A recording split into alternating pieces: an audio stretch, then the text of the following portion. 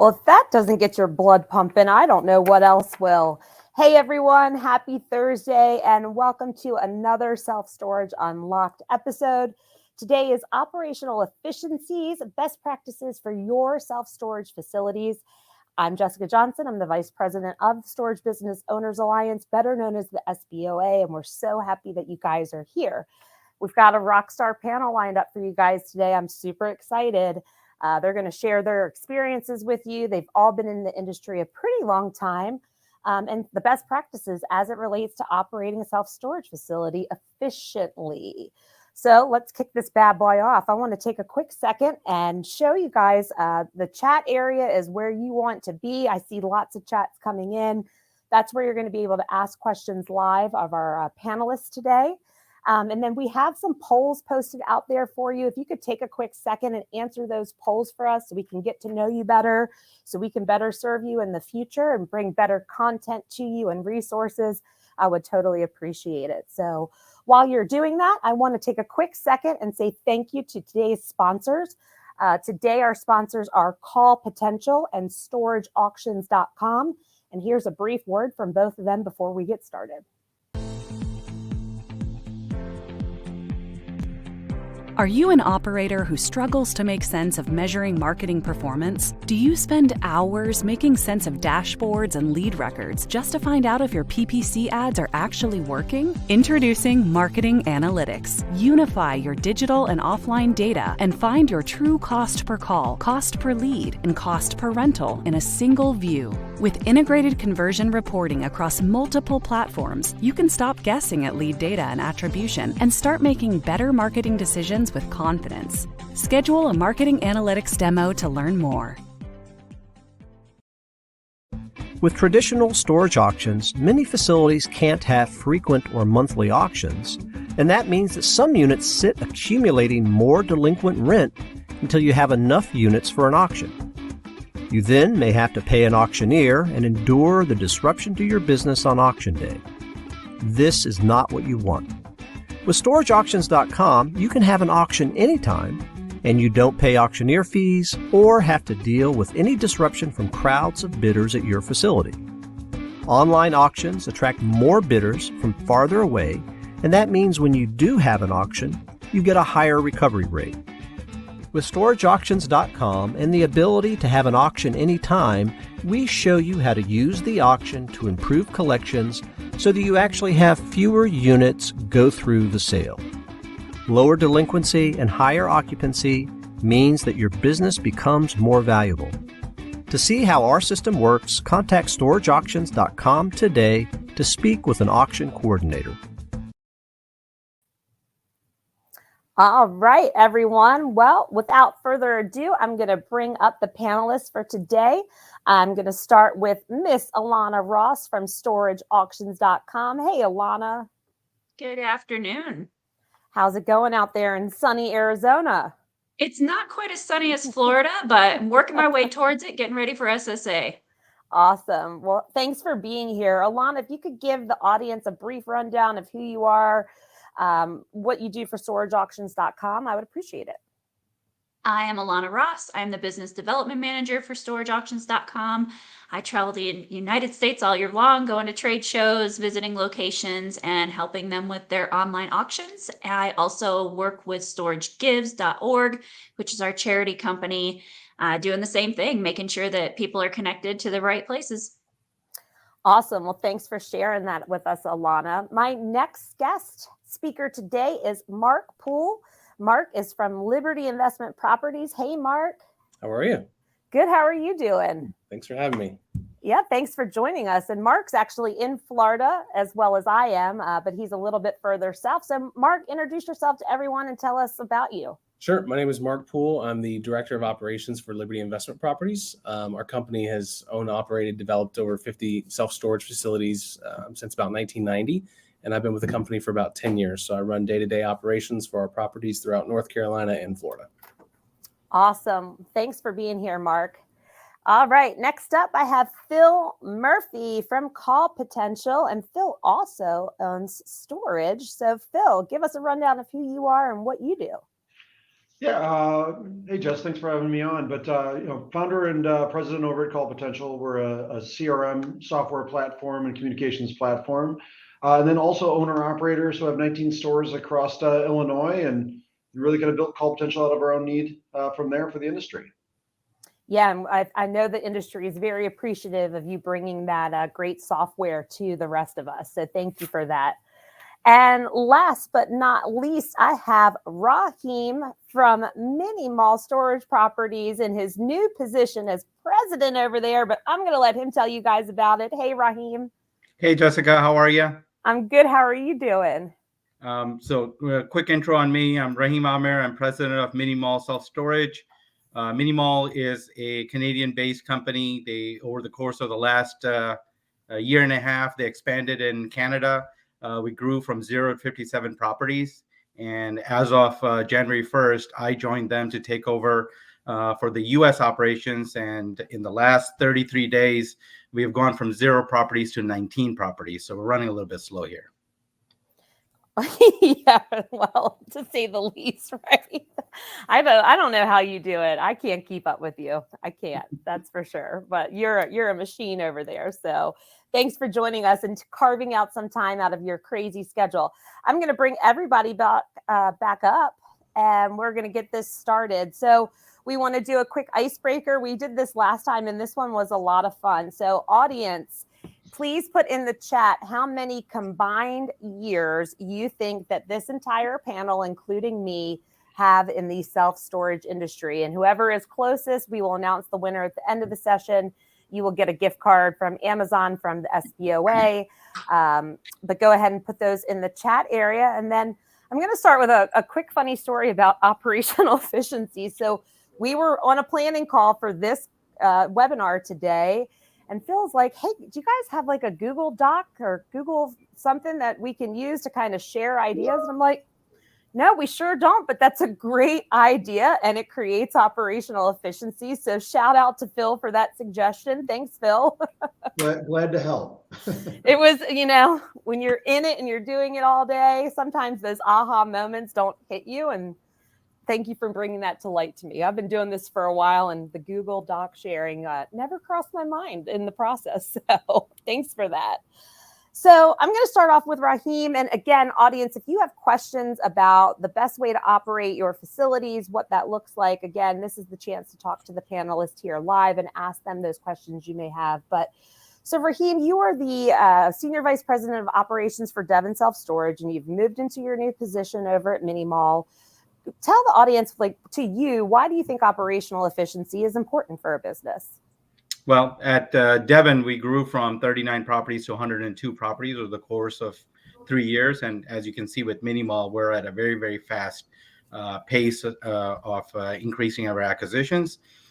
If you're a single operator and that's all you want to do, then that's one thing. But with what we have seen in the storage industry is all the consolidation that has happened over the course of the last couple of years. The only way you can do that is if you have operational efficiencies on the front lines. That's what's going to help you grow. That's what's going to help you focus on your business versus working in your business on a day-to-day basis. So if you don't have these operational efficiencies, some of them we're going to be sharing with you today, it makes it really hard for you to grow and expand your business at a very, very fast pace. Yeah, I would agree. Anybody else want to jump in and comment around that?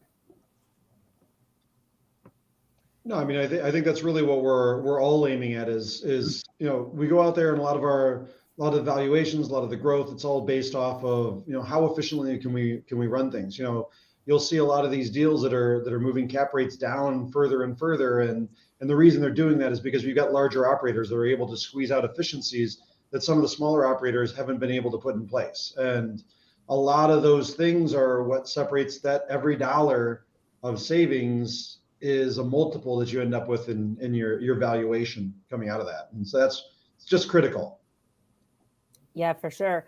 Phil, what do you think is the holdup, maybe from a smaller owner operator's perspective, as far as indoctrinating some of this into their practice? A lot of operators kind of look at it as it's been good enough. Especially when you end up with the smaller operators who've been in the industry for 10, 20, 30 years that they've been doing it. This has always worked. I mean, we fought through the industry in a number of different ways. You look at the website aspect where people didn't used to put their prices online, and then it was reservations online. Now it's move-in online, and the same way with many of these other things with technology. They look at it and they look at it and go, well, that's a cost, and they don't look at the ROI. They don't look at the return and what it's going to do for their business. Instead, they just look at the $50 they had to spend on it versus the $5,000 in property valuation that it created. And that's why people are coming in. They're putting in these systems or technology or various other things that are squeezing every drop out of it and turning okay businesses into superstars. Yeah, for sure. Anybody else on that? So we see a lot of why fix it if it's not broken. We try to explain to them of why not progress as the industry is growing and evolving. It's very much a mom and pops tend to be more scared of change and hesitant towards change. And when they say if it's not broken, don't fix it. Well, it is broken. It's not as efficient as it could be. So getting them to understand what's truly broken. Yeah, for sure. No, I would agree. So, Mark, I'm going to pass this one over to you. Gosh, the industry performed really well during the pandemic, post-pandemic. I don't even know what stage they're considering we're in at this point anymore. But with that, it's making, the industry a little bit more competitive. I mean, I spoke to someone just the other day. He said he gets at least one call a day of people to try and, to buy his property. So with competition increasing, why is operational efficiency critical? No, absolutely. There's a ton of consolidation. Our history, we've developed a ton of properties. We've sold to public storage twice. We've sold 5 properties within the past 90 days. So we're experiencing that. And I think part of it is you just want to make sure that you're ready for a sale, right? I mean, obviously more than ever, people are knocking on doors and calling. And so a lot of it is through relationships, but you certainly don't want anything to delay that or mess up the deal or kill the deal or pause it. So you really want to be making sure that you're efficiently running so that there's no hesitation and it's a very smooth handoff. Yeah. Anyone else? Yeah, I'll add again, if you have operational efficiencies, then your cost to do business is lower and you're making more net operating income. And then the value of your property goes up. So if you can showcase that and you can showcase how much money you're truly making, you're just escalating the value of your property and getting a better return. For sure. I would agree. And again, audience, if you have questions while we're here, please drop those in the chat area. And I do have to say, I guess they think we're way older than we all are because one of the collective guesses was 120 years. I'm slightly offended, but we'll come back to that at the end. So, ALONNA, I'm going to direct this one over to you. Maybe they're guessing Phil's age. I don't know. Yeah, I think so. So, and this can go back and forth between like everyone on here, because I know all of us on this panel believe in technology for lots of different reasons. So ALONNA, you work for a technology company, essentially, just like Phil. If owners and operators don't start adopting some of this technology and the automation in the space that we see, do you believe they're going to be kind of like, so to say, left in the dust or left behind?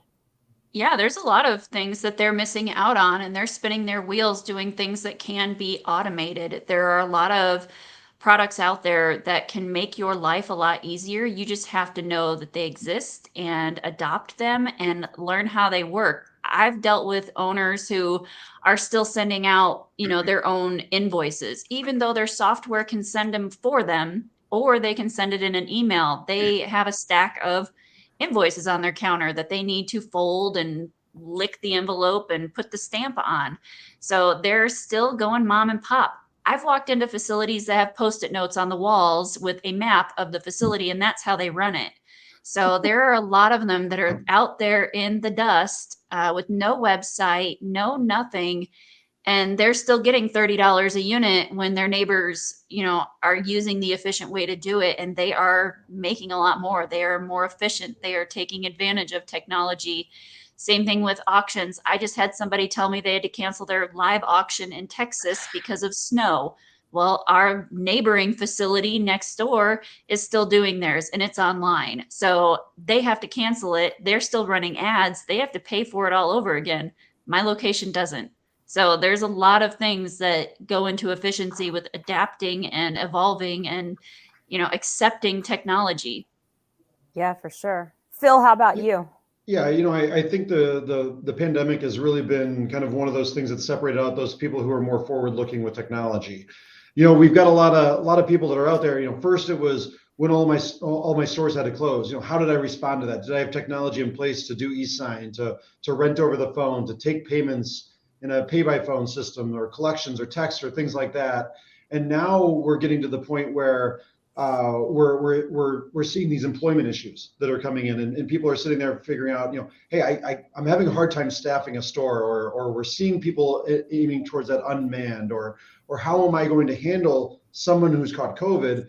And those stores, those operators that have gone out there and put technology in place to be able to handle that across stores or with other people that might be available, they're more equipped to stay open. They're more equipped to get that rental, because at the end of the day, if you're not able to keep your doors open, either from COVID or from employment or from just off hours, they're going to go to that where they can that operator they can do business with, and that'll be likely down the road with your competitor. Yeah, for sure. See, Phil, you mentioned staffing issues, and that's been a big talk around now for the past several months. What are they calling it? The Great Resignation. The job market's hot, right? People are looking, they're grooming their resumes. I get calls, and I'm flattered that I do all the time, asking if I would hire this person or that person. Let's talk about that for a little bit, and just kind of how, I don't want to ever say like the words like you can eliminate the human process, but you can eliminate the human process and a lot of the functionality that happens. So, and that's not necessarily a bad thing. So let's kind of talk through that. RAHEEM, I'll go over to you first. Sure. Again, you need to have a efficient process that can take a customer from the time they are searching for you online to the time they rent and move in. If you don't, you're sort of become a hijack of the hiring process that's happening right now and the resignation that you're talking about. If you, and as ALONNA said, if you don't have operational efficiencies in place, then the weather, the employees, the labor market, everything is hijacking you, and they're controlling what your reaction is going to be. So going into some of these sites and putting some of these efficiencies in place, so that way a customer can reach out, talk to somebody. Because we're putting in a call center, they can do an auction online, and we don't have to wait on weather. They can rent online, they can move in, and even if I don't have a manager on the property because somebody went down with COVID, or I lost a manager, all of those help us continue to push forward and make sure that the business and the customer experience does not get impacted, right? So all of those sort of play into this whole process. Yeah, I would agree totally. Mark, I'll shoot this over to you, and I'm going to go kind of like roundtable on this one. Give me one of the biggest wins that you guys have implemented, let's say in the last 6 to 12 months, from an operational efficiency standpoint, that you'd like to share, that kind of before you were doing it, you were at X, you've implemented it, now you're at Z, and kind of like the results that occurred. Yeah, it's one thing we haven't talked quite about yet is revenue management. I think as long as we've been doing this, I've been doing this 10 years, but our company's been running self-storage facilities for a long time, and revenue management was very simple in the past, right? And I knew specifically of an owner that used to fax his rates into his managers twice a year, and that was it. It would never change. And so today prices change by move in, move out sometimes at different properties, right? So I think our industry's gotten to the point where we're seeing a lot more operators invest in it, in the technology to do so. There's several options out there, obviously, but I think about it like a grocery store. At some point, a grocery store just said, we cannot keep doing this manually. We need to figure out more effective ways of earning revenue. And And so I started implementing technology, because then you're figuring out like expiration dates and supply and demand. So that has been for us, even though we feel like we've had very good systems in place, we've been doing it in-house, outsourcing that and relying on some fresh eyes and vendors that specialize in that has been really helpful for us. Pair that with obviously the past couple of years of being a great season for the industry. Even through COVID, we were able to, succeed. But I think that's been a big shift for us. And it's, I'm seeing a lot of other operators doing it, because it's getting a lot more competitive. And I think it's time for people to kind of start investing in that if they're not already doing that. Yeah, I actually do quite a bit of digging on facilities online. And I went onto a website the other day, and in big bold letters, it was like guaranteed rate for 12 months. And I was like, I was like, Yep. I want to, and I wanted to pick up the phone and call, and I did. Yep. I didn't get through to the owner, unfortunately, but I want to just be like, hey, we're here to help, and let's talk through this real quick. So, I mean, you're going to leave money on the table no matter what, right? That's what we've just accepted. Doing revenue management, you're going to leave money on the table. It's just a matter of reducing that to the least amount possible. So that's our goal. Cool. Anybody else? Phil, how about you? A big win for you guys. What are you doing? Yeah, I mean, really the big one we've seen across a lot of our customers has really been kind of this change in mentality from what a call center is. A call center used to be this big room in the back, and really what we look at it now is it's how do I get, I've got an inbound conversation that's looking to take place, and how do I get it to somebody who is ready and able to have that conversation? They don't have to be in a call center. They can be in a store. They can be anywhere. I just need to get the call and the information to them. And the interesting thing is the number of call centers we've launched with operators with 10 stores or fewer has been very surprising in the past probably 6 months. That's out there, because a lot of people are sitting there going, hey, I don't need to be 100 stores. I don't need to be 200 stores to justify it. I can get those efficiencies at a much smaller rate, and really kind of take ownership of that sales pipeline, which, at least to me, that's really the most important thing that we do as operators, rent units. Yeah, 100%. Totally agree. RAHEEM, how about you guys? I've been a big proponent of chatbots, especially since COVID came into play, and we've seen a lot of shift in traffic coming from the website. Folks are going through changes; they just need answers, and a chatbot sort of gives them an answer immediately, so they can move on with their rental decision process. And we've seen a huge increase in how many leads that are coming through, because the customer gets the answer when they need it. Yeah, and RAHEEM, I know the chatbot providers that you've worked with, because I've talked to them too, and we've worked with them. And these, I want everyone in the audience to know, like, these are really, the AI on these is really good, and you work hand in hand with them as you're developing it. It's not a frustrating chatbot. Trust me, I've been on plenty with all caps saying, speak to representative, copy and paste, enter as many times as I can, because the technology wasn't right. Yeah. It wasn't directing me where I wanted to go, and I was getting very frustrated. I know a couple teams out there where that functionality, they've got it down almost to a science. And scary. That's been some of the changes that has happened with the chatbot industry, right? And the AI and some of the efficiencies that they've been able to bring into play is that it recognizes the customer. You can come back 6 months later. It knows who you are and continues the conversation forward. It builds a database on each customer as they're interacting with it. So it's not asking the same question again. It already knows the questions you've asked before, and it's creating a profile on you. And then it uses the profile to continue that conversation forward. Yeah, no, totally. ALONNA, how about you? So our big focus has been lien law compliance. Last year was a busy year across the country for lien laws. Every few weeks, we had a different state changing. So we really worked on helping our locations stay up to date and keep all this information straight. It is hard, especially when you have operators who are multi-state operators. Those can get confusing. So we did release our timeline guarantee, where people could put in their auction dates and their lien law dates, and it would tell you if you're having a legal auction or not. And right now, the big push is moving from newspaper ads, because let's be honest, no one gets the newspaper anymore. So we moved away from the newspaper ads, and a lot of locations are going to the legal notices. So making sure that these items that are part of your lien law compliance were in place, and readily available for our locations. It goes back to time management. Let's make this easy. It's right here. Don't waste your time looking around trying to do it. It's here. Yeah, I would agree. Totally agree with that. All right, this one's for Raheem. So we're going to talk about some KPIs, key performance indicators. I've always loved the saying, if you're not measuring the results, then how can you possibly know what they are to pivot and make changes in the right shifts and ultimately improve, right? That's the name of this game. So we don't want you running your business blindly. We want you to be aware of all those facets. So give us some of your top tips of items you're measuring frequently. I'll take this in a different format. Yeah. It's not about KPIs, and I see that in different businesses that I've interacted with, is that they focus on KPIs, they focus on individual KPIs. The way I look at that is you're focusing on a pixel and you're not looking at the big picture.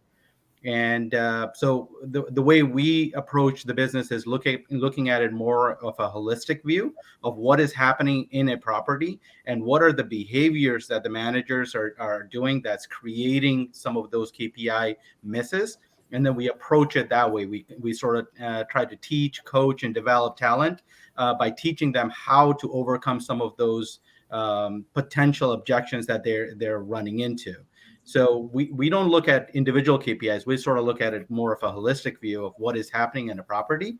And we're not, a big proponent of going and running, 10, 30, 40 different reports, trying to get that data. We sort of, utilize Power BI and different tools to collect that information and showcase what exactly is happening inside a property. Yeah, I get it. A bit of a different view. Yeah. How about you, Phil? Yeah, no, I mean, I'm pretty much in agreement with Raheem. It's just more a matter of it's not the hard numbers out there, but one of the big things that I look at in terms of measurement is not only the typical numbers that everybody's looking at, but kind of going beyond that. One of the things that we really do is empower our managers, and that the biggest measurement that we look at them is we do a lot of grading and evaluation of calls that are in there. It's the one thing I feel they have complete control over. I decide what the property we built, I decide what our prices are, I decide what specials are out there and available. At the end of the day, the interaction with the customer is the one thing they have complete control over. And so we do a lot to measure that and control that and make sure, hey, are you selling our product the way we feel you should sell our product, putting it in the best possible light? And so that's one of the things we spend a lot of time making sure we're giving that right company presentation to. Yeah, that makes sense. Let's expand on that a little bit and talk about, training. Having proper training protocols in place for your team obviously is going to help create operational efficiencies. Like, why have, reinvent the wheel? Mark, I'll shoot this over to you. Kind of walk us through what your training program looks like for new staff coming in as they develop. And then even maybe current staff as they maybe go through some succession planning and, maybe they came in as a property manager, you've got a regional or district position and how they can kind of fast track into that. Yeah, it's certainly evolved. I think, my take on it is when I first came in, I mean, our stores were operating like grocery stores. They were all different types of grocery stores. They're all doing the same thing, but one was in a Publix, one was a Whole Foods, one was a Albertsons. And so there's a lot of consistency that needed to happen, obviously, in training. And so a lot of cleanup initially. And I think that's how a lot of these mom and pop operators and smaller sites are. There definitely needs to be some consistency. But then from what you were saying, Raheem, similar, we try to look at a holistic view as well. I mean, certainly we have the KPIs that everyone looks like auto debit, insurance penetration, those types of things. But for us, it's called the Big Five. And so it's very simple, but we actually took this from a hotel model that we also have with our group. But it's sales, marketing, team, customer service, and quality assurance. And so some of those are quantitative things that you can look at. You can see sales, you can look at numbers. But when it comes to team, how do you gauge the morale? How do you gauge the fulfillment of your team, right?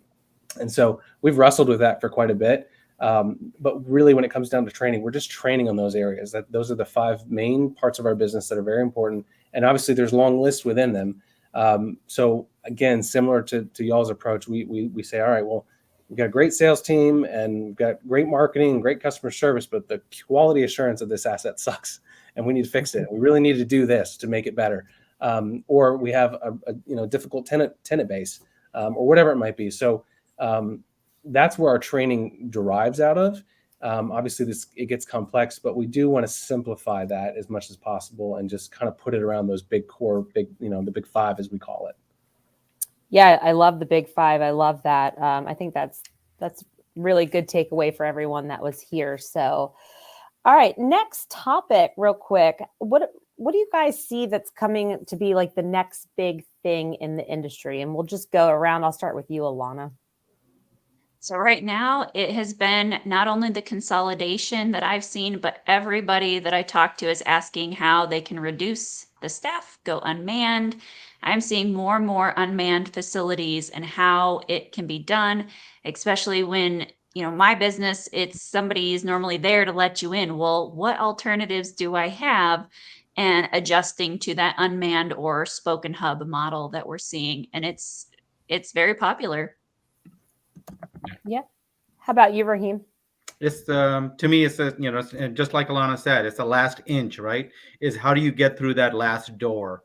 And if you're building a new property, you could sort of lean on some of those, in as part of the build. You can lean on no key technology and different things with Janus and try to input that in the door. But what do we do about existing properties, right? As you go about trying to consolidate and you take on existing properties, how do we get through the last inch? I think that's there's a lot of different technology that's going to be coming into the market that's going to help people get through that last door. Bluetooth technologies that you don't have to install, you just plug and play kind of thing, right? So I see that coming in the near future. Cool. How about you, Phil?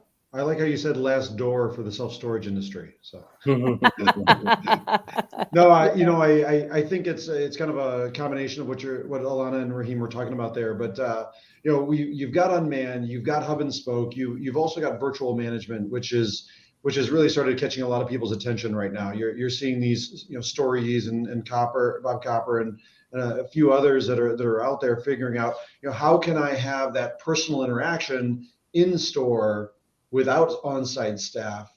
And that might only be some days, that might be some hours. I don't think we're going to go all the way to unmanned in the near future, but I think it's something where we're going to start to see where, we no longer have to be open Sundays at all stores. Instead, you can have a virtual presence at stores on a Sunday or on Saturdays or on Mondays, or, we might not open at 9, we might open at 11. Or we might close at 4, and there's going to be adjustment in hours and days and things like that. And the interesting thing is going to be, though, is there's a lot of testing of that right now, but we're in a high occupancy point where we don't have to get that last rental. The true test of it's going to be is once we start to have more inventory and occupancies start to become more normalized, do those processes continue to be justifiable? And that's anybody's guess at this point. For sure. How about you, Mark? Yeah, as far as unmanned, I think it's very attractive. I think, look at any other industry and look how they've adapted. The kind of example I go to is look at Lowe's or Home Depot, putting 6 registers on one person, right? That type of business is still going to need someone there, right? I think I heard U-Haul speak, and they had ALONNA used to work for U-Haul. They had a ton of employees, right? Was it in the 20,000, 30,000? Because they do everything. So a very people heavy business. And how do you can't just reduce people, right? We are in an interesting industry where we only have 1 or 2 people at our sites. So there is a traditional aspect that's always going to be there. But this idea of, Phil, what you've said over time, a lot of people are doing unintentional hub and spoke because they just don't have the staff. And I remember you were talking about that in another session. So I think that look around, you'll see efficiencies, you'll see kiosks, you see that thing. But there's something along the lines like Stories, these other guys that are doing it where there's a virtual presence where you're building in efficiencies, but you're doing it around specific tasks, right? You're still going to need maintenance. You're still going to need auction services. You're still going to need cleaning, but how do you do it where you can put the right person in the right role at the right time? So I think it's really interesting to see what, other industries are doing, but I think there's some really, really attractive things out there that are working, and that's exciting. Yeah, for sure. So we have a question from the audience, and I always love this one. It's related to billing, and I get this question a lot. First of month billing or anniversary billing? Let's rapid fire go through everyone, and you tell me what you prefer. ALONNA, you go first. I like first of the month billing. Tell me why. Because it makes it more streamlined. I know what I have to do on certain dates. So I am very much a systematic person. I know along the dates what I got to do. And I know on the 5th of the month, you're getting your late letter, or the 6th of the month, you're getting your late letter. First of the month, you're late. You're done. So I'm very much that person. I don't want to look and have one person one day, 5 people the next day. I would rather just one and done. Cool. Mark, how about you? We're first of month as well. Simple, clean. We organize revenue management around it. We know when certain things are going to hit. So it just simplifies things for us a little bit. 100%. RAHEEM. Yeah, we're first of the month also. Go. All right, Phil, bring it in. Well, so I guess I'll go counter a little bit. We actually do first of the month right now. However, I prefer anniversary billing just because it helps kind of balance and spread across the month, a lot of the work and load. It is nice because you're able to standardize, the 10th of the month we do this. However, what ends up happening is you also end up having to counterbalance a lot of traffic at one point in time, a lot of calls at one point in time, and that makes staffing a little bit harder during some of those high times. Yep. All great answers. When we had properties, we did first of the month as well. So it seems to be the general consensus of this group. We do have another question from the audience. This is from Jackie over at Everbright. And of course, she's going to ask a maintenance question. If you are automating with no on-site manager, how are maintenance tasks being handled? What's maintenance? Paint your doors, Phil. Put some Everbright coatings on it. I can take that one. I think the biggest thing is, there's unmanned and then there's unmanaged. I think what we're talking about is unmanned. It's not unmanaged. There's still somebody that's visiting the properties. It's still identifying some of those opportunities and then partnering with different vendors and different partners that we have and trying to make sure that the property looks up to par. Yeah.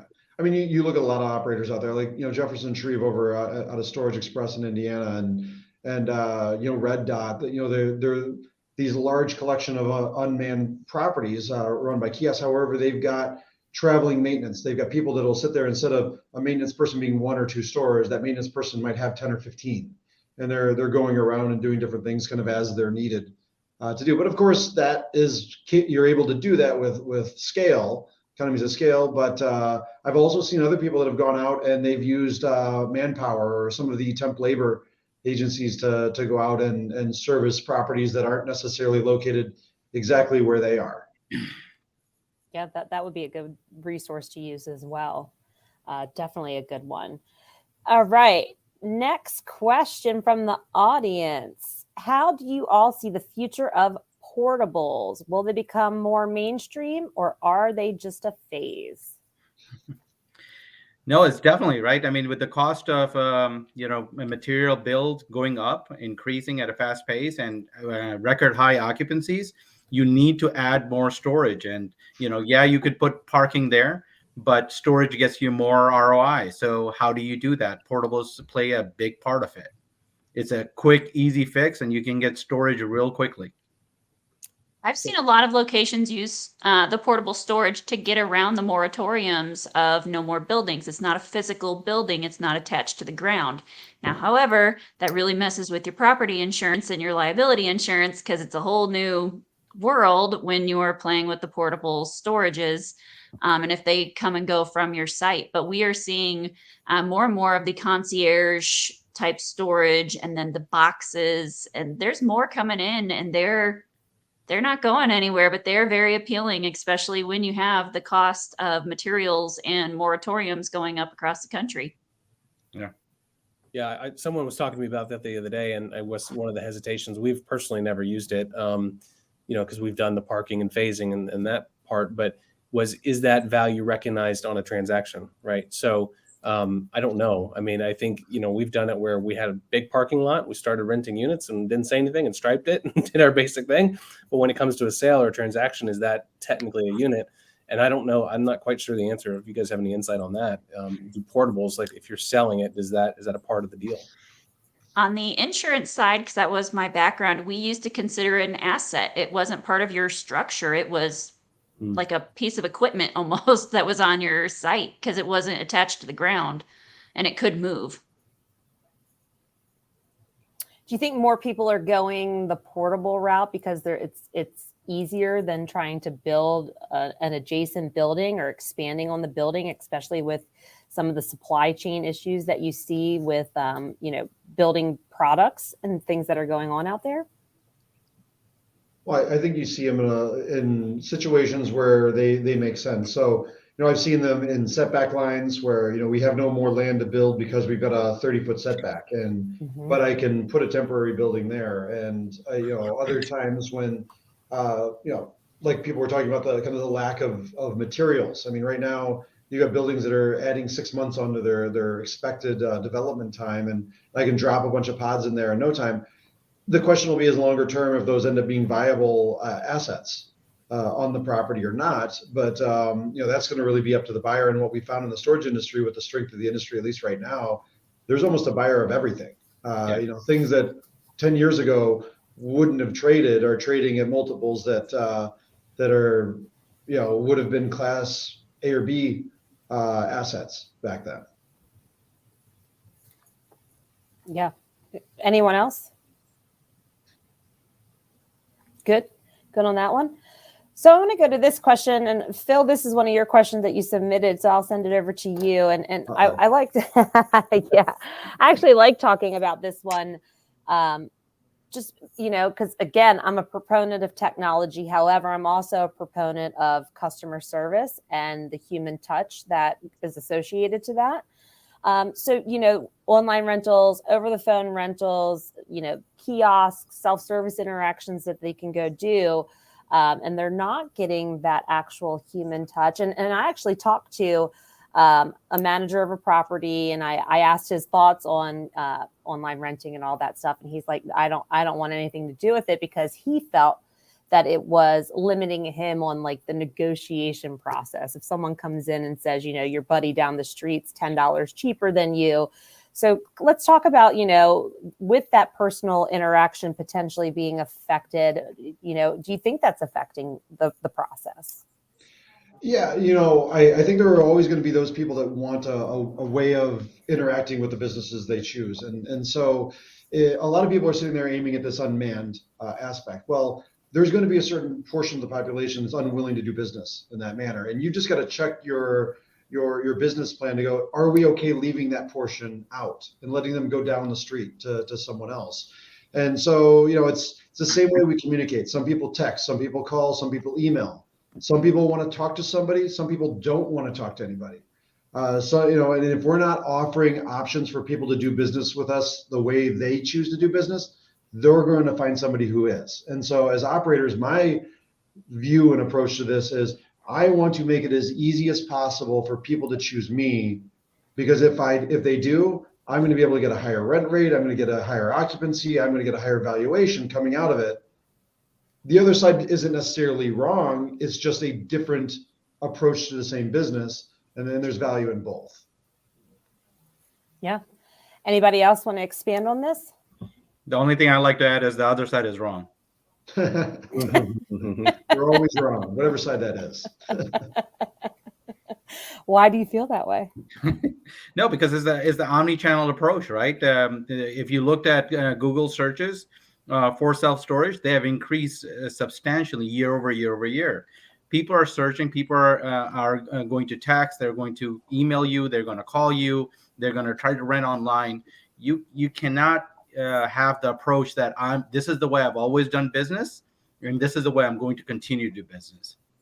You have to have an omni-channel approach that takes care of the customer wherever they are and however they want to do business. I want to collect their revenue. Yeah, I mean, you have to evolve, right? That's life. Things evolve, people evolve, situations evolve. Like if you stay stagnant, I mean, I think it's going to be a huge detriment. So with that, all of we might feel like they're fads right now, virtual management, hub and spoke, unmanned. Do you guys think that these are going to be like crash and burn fads in the industry, or this is something that is here to stay, and all of the people that are coming up with the technology and softwares and things that support these different business models, are they going to keep cranking through and try to make it better and better? Yeah, I don't think they're fads. They're here to stay. I mean, COVID accelerated the next 10 years of virtual interaction and self-serve. We wouldn't be having this conversation if COVID didn't happen, because all of a sudden people we're on this webinar now. We're on Zoom, we're virtual working, we're self-serving when I go to the McDonald's and everything else. And now we're to the point where that has become ubiquitous throughout our lives. And it needs to make its way into self-storage. And there's going to be those people that's always what they want. Yeah, 100%. It's, our industry's been slow to catch up. I mean, the fun fact I like to tell people is that, there's 50. Oh no. Uh-oh. We talked about this earlier. Mark was having some internet issues earlier, so I don't know what he was about to finish saying there. So it was going to be great, though. It was. It was going to be real good. I think I'm back. There he is. He's back to life. I see my Wi-Fi signal going up and down. So, hey, technology. All right. So there's about 50,000 self-storage facilities in the United States plus, right? But there's only about 15,000 McDonald's, right? And so and out of that 50,000, so that's a shocking fact already, because people think there's a McDonald's in every corner. But out of that 50,000, the large REITs are still the very minority owner. And so there's a lot of mom and pops out there that have not used technology so I think going back to, I think there's probably more people that need to step up to some basic, getting a website, getting the, internet, getting all those basic things. Than there are like providing text to pay options or different, that. So I think we're still just catching up. And to what you said, Phil, COVID absolutely has accelerated that. People are becoming more accustomed to doing business. I mean, there's bank tellers that are doing virtually, bank tellers, right? McDonald's, like you said. I mean, so these things are happening. If you look around, you start to see this technology that's already here, and it's only a matter of time. So in those industries, it's not really going away. It's not going to go away in our industry. We deal with it a lot on our side for the bidders. You guys need a certain amount of bidders to constitute a legal auction. And I get a lot of owners who come to me because they just can't even get the 4 or 5 bidders. And that used to be hundreds. 100 people would show up at your facility. Now you can't get 5. So you're going online where you can get back to the hundreds. So it kind of shows you they're willing to buy it. It just has to be where they're going to buy it, which is moving. For us, we're seeing it more and more to the online portion. I just helped an owner here in Arizona. She held 2 live auctions and didn't get enough people. So finally, a third time, she put it online and we were able to sell the unit and have more than enough bidders. But there's more and more people going to this online model of looking for locations. Us as a vendor, we're willing to help you, but when we're looking for you, we can't find you because you don't have a website. And hopefully you show up to a trade show, or we happen to wander past your facility, or else you're still left in the dark and you may not know. Maybe you haven't got the internet yet. So yeah, listen, I mean, there's all walks of life out there for sure. So let's talk about that for a second. So a lot of new owners and operators coming into the space, investors, would you suggest that they kind of adopt in with this technology? Because I'll give you an example. I'm talking to a lot of people that they're developing their first site.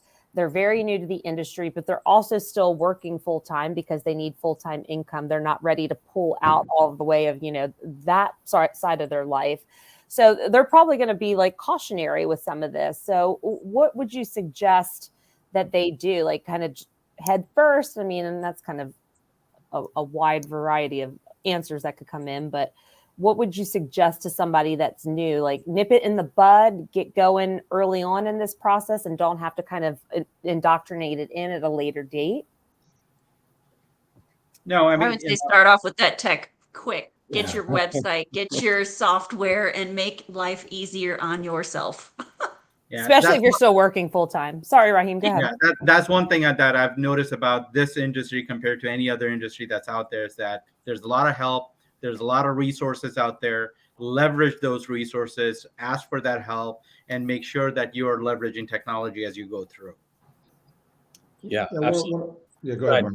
Well, I was gonna say real quick, I think it depends what they're trying to accomplish. If they have a day job and they want to put 100 units together out in a rural area, that's different than a 500, 600 or a Class A facility. So Sure. either way, you need the basics, right? You're going to have to get your, everyone should have phone, internet, email, all that kind of stuff.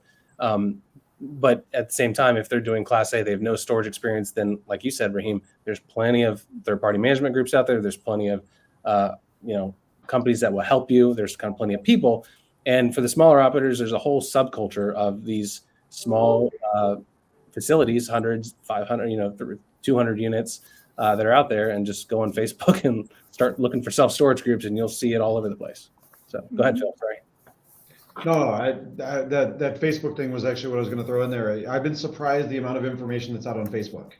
These little groups that are starting from deal acquisition to operational questions. And it was interesting because the first time I started jumping in there, I kind of wasn't sure what to expect. And there's a wide range of people participating, but there's a lot of good advice in there too. And actually people from, this panel that I've seen interacting with those groups too. There's also a lot of bad advice out there as well. So I would, again, be cautious. I shared this. I joined the weekly Clubhouse group that's on the Clubhouse app every Tuesday. And this topic came up where, somebody said they were you could tell by the commentary that they were very new into self-storage. They had no idea when the right time was to be able to auction off items. So they had posed that question, and somebody's response was, just get rid of it. Throw it in the dumpster. Throw it away. And my response was, and I was not being coy in any way, like I just said, if only that were legal. And he came back and he said something crude like, I wipe my rear end with legal. And I'm like, okay, we're going to time out here because, I see where this is going. But I would be cautious. I get a lot of those. Yeah. Well, what they say is, if you heard of Cunningham's Law, so the best way to get a correct answer on the internet is to post the wrong answer, and you'll have everybody show up to correct you. I actually love that. That's great. Or you can attend more of the SBOA webinars, and you'll be educated. There you go. Thanks, I get a lot of the investors. Who are like, I bought a new facility and there's a whole bunch of units with no locks on it and stuff in it. I'm just going to throw it all away. I'm like, oh, no. Do that. Yeah. I was like, you're going to quickly not have your new facility. Don't do that. Yeah. So we get, the legal questions, it's hard. It is hard to keep up to date. And if you are not, either have a lawyer who knows self-storage. I have a lot of people who are like, I talked to a friend who's a lawyer of mine. They said I could just throw it away. I had somebody reference a garage warehouse lien. I was like, you are not a garage. I don't know why you think you are, but you are not. So they were just throwing people's stuff away because they thought they could. Well, and really, Raheem was kind of commenting on SBOA, but all of these things, not only SBOA, but SSA down in Orlando and ISS in Vegas, going to those, you're going to come across, and it's not just vendors. It's not just people trying to sell you stuff. There's a lot of conversation, a lot of interaction. That's one thing I've loved about the storage industry. There are a lot of people willing to help you avoid the problems, to figure out the things that they've already figured out. And all you got to do is go and ask and meet people and interact, and everyone's very helpful. Yeah, absolutely. Rookie or veteran. I've learned plenty from other operators that have been, we've been doing this for a long time, but I'm still learning things from other operators. So it's a very, very friendly industry, and state associations are also great. So if you can't get to Vegas, check at your, Florida for us, or Georgia or Texas. Just look up your state association. You can get a lot of help there as well. Agreed. And I will say, even being a veteran, I don't think I'm a veteran. I still think I'm new. Right. But there are things that I still learn at a trade show, and aha moments that you have just talking to your peers. So I recommend, joining the various association, whether it's a networking event or a trade show, anything. If you can learn something and walk away either meeting somebody new who can help you do it. It's so valuable. I could probably reach out to every single one of the people on the panel and be like, I have a problem, and you're probably going to help me in some way, shape, or form. Phil might ignore my call, but I'll call Holly. I like her better anyways.